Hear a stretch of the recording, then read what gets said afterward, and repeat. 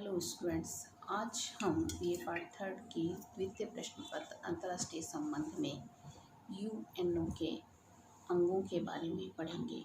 UNO के 6 अंग हैं: महासभा, सुरक्षा परिषद, आर्थिक और सामाजिक परिषद, न्यास परिषद, अंतर्राष्ट्रीय न्यायालय और सचिवालय।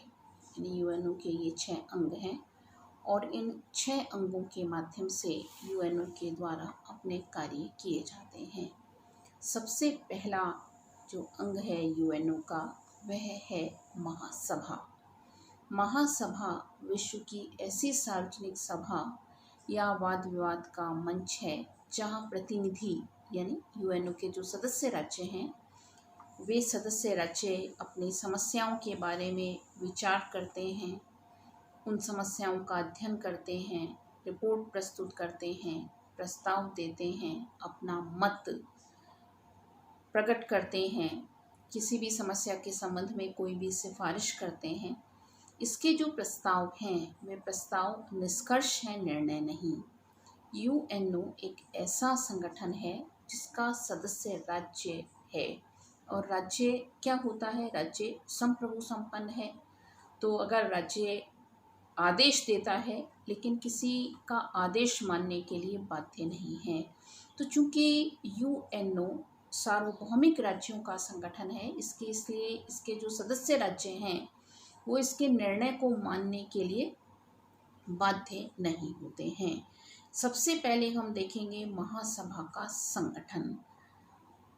यूएनओ के चार्टर में अध्याय 4 के 9 से लेकर 22 तक अनुच्छेद में इसके संगठन, इसके कार्य, इसमें कैसे मतदान होता है उसके बारे में बताया गया है। अनुच्छेद 9 का कहना है कि यूएनओ के जितने भी सदस्य राज्य हैं वे सभी महासभा के भी सदस्य राज्य होते हैं और हर सदस्य राज्य अपना 5 प्रतिनिधि और 5 वैकल्पिक प्रतिनिधि भेज सकता है। लेकिन जब मतदान होता है तो मत एक ही गिना जाता है। जैसे भारत अपने 5 प्रतिनिधि और 5 वैकल्पिक प्रतिनिधि भेज सकता है, लेकिन जब वोट होते हैं किसी भी प्रश्न पर, किसी भी समस्या के संबंध में, तो एक ही वोट प्रमुख रूप से गिना जाता है। इसका अधिवेशन वर्ष में एक बार आवश्यक रूप से बुलाया जाता है, लेकिन अगर कोई विशेष परिस्थितियां हैं तो यह अपने बहुमत से और सुरक्षा परिषद की स्थायी सदस्यों की सहमति से इसका विशेष अधिवेशन बुला सकते हैं। महासचिव को अधिकार है कि वह इसका विशेष अधिवेशन बुलाया जा सकता है। गंभीर समस्याओं के संबंध में जैसे 1947 में फिलिस्तीनी समस्या, 1956 में स्वेज नहर समस्या, 1967 में अरब इसराइल समस्या, 1980 में अफगानिस्तान समस्या, ऐसी कई समस्याओं के बारे में इसका विशेष अधिवेशन बुलाया गया है।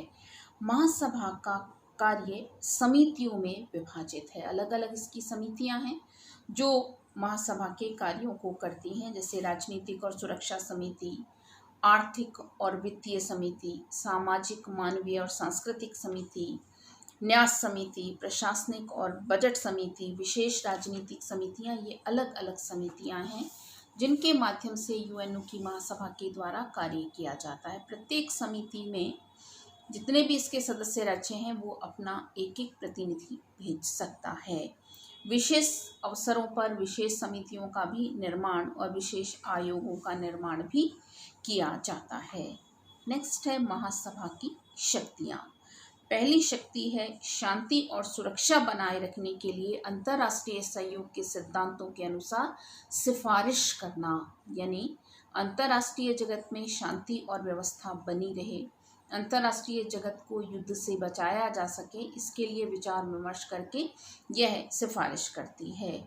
सेकंड है शांति और सुरक्षा को प्रभावित करने वाली समस्याओं पर विचार विमर्श करना, यानी वे समस्याएं जो कि किसी भी तरह से अंतर्राष्ट्रीय जगत में तनाव पैदा कर सकती हैं, अंतर्राष्ट्रीय जगत को तनाव में बना सकती हैं, अंतर्राष्ट्रीय जगत को युद्ध की ओर धकेल सकती हैं, तो उन पर भी यह विचार विमर्श कर सकती है।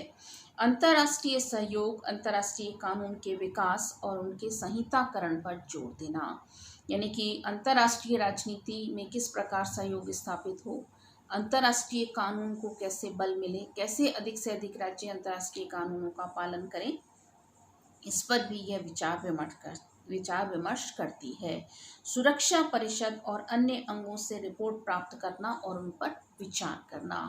सुरक्षा परिषद के अलावा आर्थिक और सामाजिक परिषद, न्यास परिषद, इनके द्वारा साल भर में जो भी काम किया जाता है उसका प्रतिवेदन ये महासभा के समक्ष प्रस्तुत करते हैं। सुरक्षा परिषद के अस्थायी सदस्यों की नियुक्ति करना। जो सुरक्षा परिषद के 5 तो स्थायी सदस्य हैं ही, जो अस्थायी सदस्य हैं उनकी नियुक्ति भी महासभा के द्वारा की जाती है। यूएनओ के बजट पर विचार विमर्श करना और यूएनओ के जो सदस्य राष्ट्र हैं उनके लिए चंदे की दर निर्धारित करना। कौन सा राज्य कितना चंदा देगा। जैसे एक राज्य को आय होती है जनता से लिए जाने वाले कर के माध्यम से।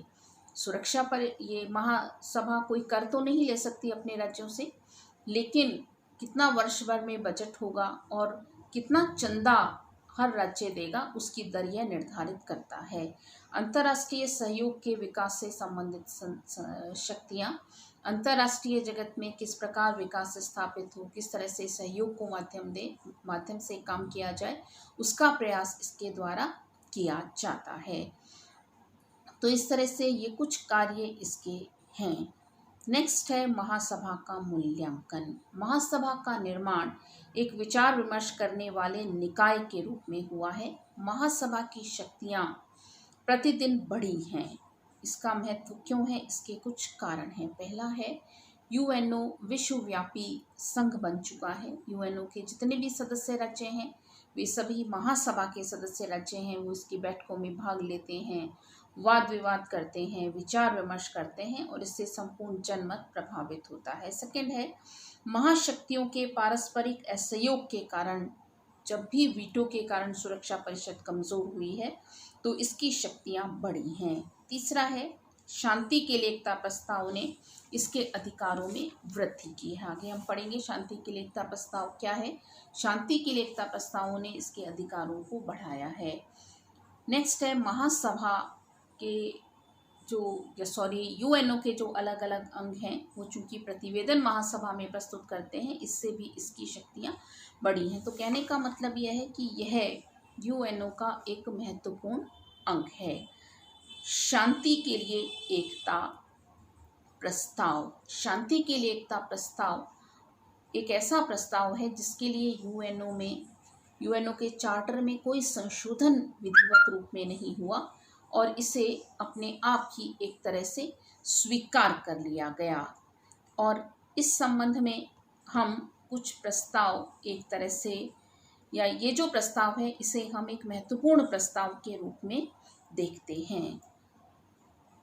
यूएनओ द्वितीय महायुद्ध के बाद निर्मित हुआ। द्वितीय महायुद्ध के बाद अंतर्राष्ट्रीय राजनीति में बहुत बड़ा परिवर्तन आया और वो परिवर्तन था विश्व में केवल 2 ही महाशक्तियां बची थी, अमेरिका और रूस। दोनों में वैचारिक प्रतिद्वंद्विता थी और उस वैचारिक प्रतिद्वंद्विता के कारण जो विकट स्थिति दिखाई दी अंतर्राष्ट्रीय जगत की वो यह थी कि अंतर्राष्ट्रीय जगत में शीत युद्ध का उदय हो चुका था और शीत युद्ध के बाद यूएनओ भी महाशक्तियों का अखाड़ा बन चुका था। यानी अमेरिका का विरोध करना ही था रूस को, रूस का विरोध करना ही था अमेरिका को। तो यानी और यह गतिरोध लगातार बढ़ता जा रहा था। इस संकट से बचने के लिए यह प्रस्ताव महासभा के द्वारा पारित किया गया। यह प्रस्ताव 1950 में पारित किया गया था और इसका संबंध कोरिया संकट से था। 1950 में कोरिया संकट की उत्पत्ति हुई थी। कोरिया द्वितीय महायुद्ध के बाद 2 भागों में बांट दिया गया था। शांति के लिए एकता प्रस्ताव का प्रस्ताव 1950 में कोरिया युद्ध के समय स्वीकार किया गया। कोरिया 2 भागों में बांटा जा चुका था द्वितीय महायुद्ध के बाद, उत्तरी कोरिया और दक्षिणी कोरिया। उत्तरी कोरिया पर रूस का अधिकार था और दक्षिणी कोरिया पर अमेरिका का अधिकार था। और प्रमुख रूप से ये जो दोनों हिस्से हैं इनमें आपस में संघर्ष की स्थिति हो गई। प्रत्यक्ष रूप में यह संघर्ष उत्तरी कोरिया और दक्षिणी कोरिया के बीच था, लेकिन अप्रत्यक्ष रूप से यह संघर्ष अमेरिका और रूस के बीच था। और ऐसा लगने लगा था कि अंतर्राष्ट्रीय जगत एक बार फिर महायुद्ध से घिर जाएगा या अंतर्राष्ट्रीय जगत में तीसरा महायुद्ध हो सकता है। सुरक्षा परिषद वीटो के कारण पूरी तरह से अशक्त हो चुकी थी। सुरक्षा परिषद में जो प्रस्ताव रखा जाता तो इस बात की पूरी संभावना थी कि महाशक्तियों के वीटो के कारण सुरक्षा परिषद कुछ नहीं कर पाएगी, यानी उस समय शांति के लिए सुरक्षा परिषद पर निर्भर रहना अनुचित था। ऐसी स्थिति में 3 नवंबर 1950 को शांति के लिए एकता प्रस्ताव रखा गया और यह पारित हो गया। सुरक्षा परिषद की बैठक से इस समय रूस अनुपस्थित रहा, उसकी अनुपस्थिति को वीटो नहीं माना गया, इसलिए सुरक्षा परिषद से यह प्रस्ताव पारित हो गया। इस प्रस्ताव में कहा गया, शांति को खतरा, शांति भंग या आक्रमण होने की दशा में स्थायी सदस्यों के एकमत नहीं होने के कारण यदि सुरक्षा परिषद कार्य संचालन में असफल रहे तो महासभा इस पर तुरंत विचार कर सकती है और आवश्यकतानुसार सशस्त्र सेनाओं के प्रयोग सहित सामूहिक उपायों की उचित व्यवस्था कर सकती है। यानी कि अगर सुरक्षा परिषद कुछ भी करने में असमर्थ है तो महासभा को यह अधिकार है कि महासभा उस समय अपने प्रस्ताव के माध्यम से कुछ भी उसे करने का अधिकार होगा। इस प्रस्ताव में 5 धाराएं हैं जो कि इस प्रकार हैं। पहला है संकटकालीन विशेष अधिवेशन। महासभा अपने बहुमत से या अस्थायी सदस्यों की अनुमति से विशेष अधिवेशन बुला सकती है उस समय जब संकट की स्थिति हो और सुरक्षा परिषद कुछ भी करने में असमर्थ हो। ये ही धारा इस्तेमाल की गई है। दूसरा है शांति निरीक्षण आयोग। 5 स्थायी सदस्यों सहित एक 14 सदस्यों सहित शांति निरीक्षण आयोग की स्थापना की जाए। इसका संबंध अंतर्राष्ट्रीय तनाव होने की स्थिति में है और अगर अंतर्राष्ट्रीय तनाव बढ़ता है और अंतर्राष्ट्रीय शांति की आवश्यकता है तो फिर ऐसे समय में इस आयोग के माध्यम से अपनी रिपोर्ट प्रस्तुत की जाएगी। सामूहिक उपाय समिति 4 सदस्य से इसका संबंध होगा और यह प्रमुख रूप से अंतर्राष्ट्रीय शांति और सुरक्षा को सुदृढ़ करने की रिपोर्ट प्रस्तुत करने का काम करेगी। नेक्स्ट है यूएनओ के उद्देश्यों की पूर्ति के लिए राष्ट्रीय सेनाओं की टुकड़ी को प्रशिक्षण देना।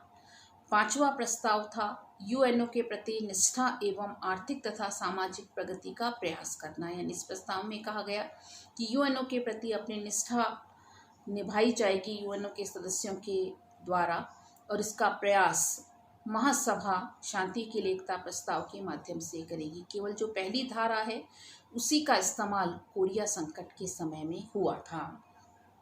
इस शांति के लिए एकता प्रस्ताव के माध्यम से महासभा शक्ति संपन्न संस्था बन गई और अंतर्राष्ट्रीय तनाव में भी कमी आई। यानी जब सुरक्षा परिषद कुछ भी न करने दे यूएनओ को, यूएनओ बिल्कुल मूक दर्शक की भांति हो जाए तो महासभा इस प्रस्ताव के माध्यम से एक तरह से शक्ति तो नहीं हम कह सकते लेकिन अंतर्राष्ट्रीय तनाव को कम करने में सहायक जरूर हुई थी।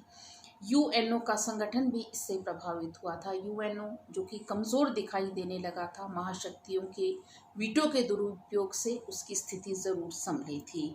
तो इस तरह से कुल मिलाकर हम यह मानकर चलते हैं कि महासभा की जो स्थिति है वह शांति के लिए एकता प्रस्ताव के माध्यम से महत्वपूर्ण बनी है।